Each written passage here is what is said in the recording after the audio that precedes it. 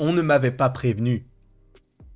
Et sincèrement, on a vécu une très belle journée en lien avec le monde des animés, d'accord? Que ce soit du côté du Japon, que ce soit du côté de la Corée du Sud, j'ai été servi. Avec Sakamoto Days aux alentours de 15 heures, avec Solo Leveling maintenant, un pur plaisir.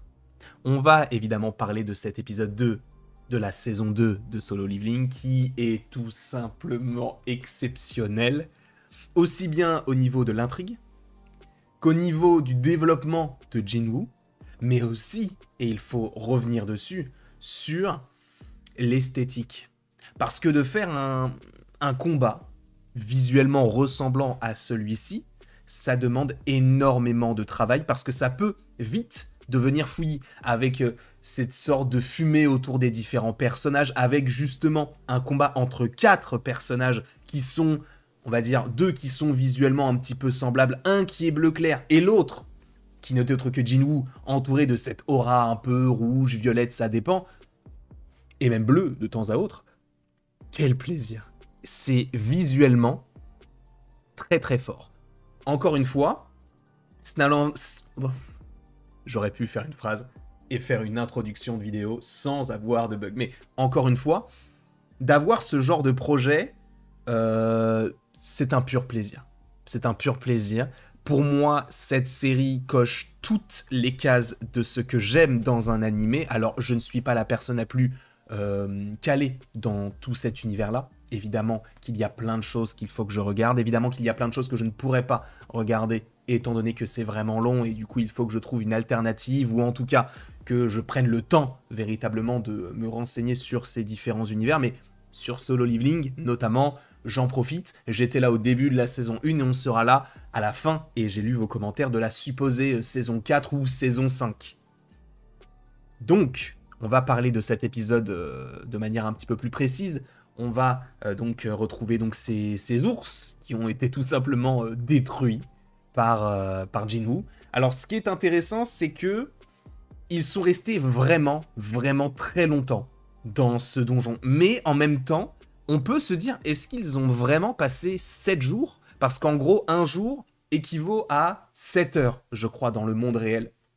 Donc c'est un petit peu compliqué de se dire qu'il s'est véritablement passé 7 jours. Ça veut dire que lui, il a patienté pendant 7 jours avant de retrouver ses amis. Alors c'est possible, mais on peut se dire qu'étant donné qu'il avait déjà peur lors du premier jour, comment a-t-il survécu les autres jours? Donc des fois, tu peux te poser la question de mais...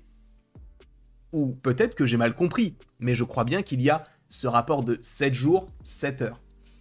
Donc, de toute manière, on les voit à un moment donné passer la nuit, on les voit même faire du saucisson d'ours, supposément. Donc on se dit, ah oui, du coup, ils ont pris le temps de bien faire les choses, de faire un petit abri, etc.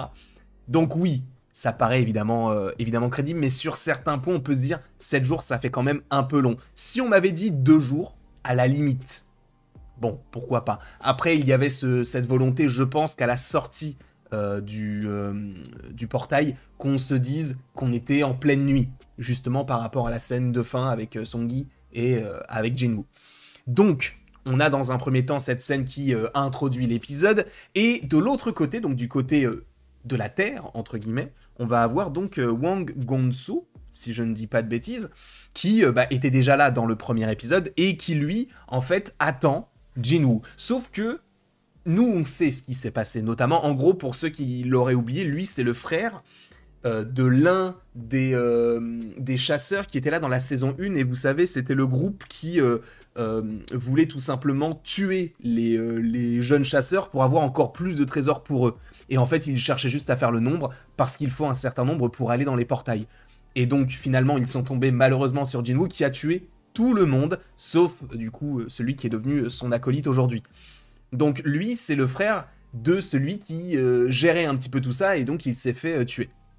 Et il cherche à venger son frère, et pour lui, c'est Jinwoo qui est le responsable de tout ça. Mais en même temps, il ne l'est pas vraiment. Après, on n'a aucune preuve, puisqu'on ne sait pas vraiment ce qui s'est passé dans ce portail-là. Tout ce qu'on sait, c'est que les deux E, ou en tout cas le E et le D, ont survécu. Donc Jinwoo est aujourd'hui son acolyte. Donc, la faute est rejetée sur Jinwoo. Et c'est intéressant parce que même les personnes qui sont à l'extérieur de ce portail-là lui disent « Non mais attends, on ne sait pas ce qui s'est passé. Il est logique que Jinwoo, étant donné que c'est un rang E et qu'il y a eu des tests qui ont été faits récemment et qui montrent que c'est toujours un rang E et qu'il n'y a pas eu de deuxième éveil, ce n'est pas possible que ce soit lui qui ait fait ça à ton frère, lui qui était un rang C ou B, je ne sais plus exactement. Donc ça n'a aucun sens. » Et lui, en fait, capitule en disant « Oui, c'est vrai, vous avez raison. Mais pourquoi est-ce que je le fais? Parce que j'ai envie de tuer de l'humain. » Et ça, pour le coup, ça, évidemment, c'est une dérive du côté des chasseurs, parce que eux, ils sont là pour protéger la Terre, et lui, justement, en toute impunité, dit à des humains « Non mais moi, en fait, tout ce que j'aimerais bien, c'est que j'ai fait des donjons, j'ai affronté des créatures, des elfes, des choses comme ça. Maintenant, ce qui me ferait kiffer, c'est de tuer des humains. » Ça va un peu loin, évidemment, mais du coup, tout ce processus de développement au sein de sa personne va être très intéressant, notamment par rapport au combat supposé qu'il y aura entre lui et Jinwoo. Donc il suppose que Jinwoo n'a rien fait, et je pense que ça peut se passer de cette manière-là. Je pense qu'il va y avoir cette confrontation, alors peut-être en saison 2, je ne sais pas, mais en tout cas, je pense qu'il y aura cette confrontation, et Jinwoo va lui dire « Ah non, si. » Mais je pense qu'il va le faire aussi pour le provoquer en lui disant « C'est ton frère, c'est lui ton frère. Bien sûr que je l'ai tué. C'est moi. » Et j'en ai pris un énorme plaisir. Je pense qu'ils iront là-dessus, peut-être que je me trompe à 1000%, mais j'ai l'impression que ça peut se passer comme ça. Évidemment, on va rencontrer donc Baruka, si je ne dis pas de bêtises, même si on l'avait déjà vu à la fin du dernier épisode, qui, et il le dit lui-même, enfin, Jinwoo le dit lui-même, il est plus fort que Jinwoo, et du coup tu dis que le combat va être très particulier, et Jinwoo en même temps, il va l'affronter, il va y avoir ce combat, et c'est aussi donc cette chorégraphie que j'ai vraiment beaucoup appréciée. En revanche, c'est vrai que lui est tout seul, Jinwoo, il a du coup Igris, il a Iron, donc son nouveau chevalier qui n'est autre que, du coup, vous savez, celui qui, au début de l'épisode, qui les recherchait et qui les a abandonnés. Je crois que c'est Chul, si je ne dis pas de bêtises. Bref, il l'a transformé en le tuant en Iron, donc via sa magie, via ses pouvoirs. Et ce combat-là, il est très intéressant, mais ils étaient quand même à 3 contre 1.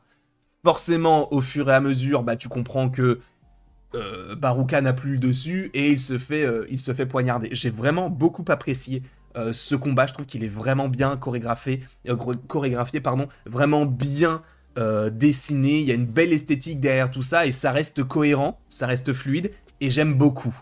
Après, évidemment, on quitte l'épisode où il sort du portail, et du coup, on suppose qu'il va y avoir un autre portail par la suite, etc. Bref, en tout cas, cet épisode était exceptionnel sur, l'affrontement. Je ne sais pas ce que vous en avez pensé, n'hésitez pas, évidemment, à me le dire dans les commentaires, à me donner votre avis. Non, sans spoiler, je vous en supplie. N'hésitez donc pas à aimer, à partager, à vous abonner si ce n'est pas déjà le cas. Et après tout ceci, il ne me reste plus qu'à vous dire à la prochaine, pour la prochaine. Et encore une fois, merci beaucoup à vous d'avoir été présents. On se retrouve d'ici quelques temps pour de nouvelles aventures. Et d'ici là, passez une très très très belle journée, soirée, week-end, peu importe. Passez une très belle vie.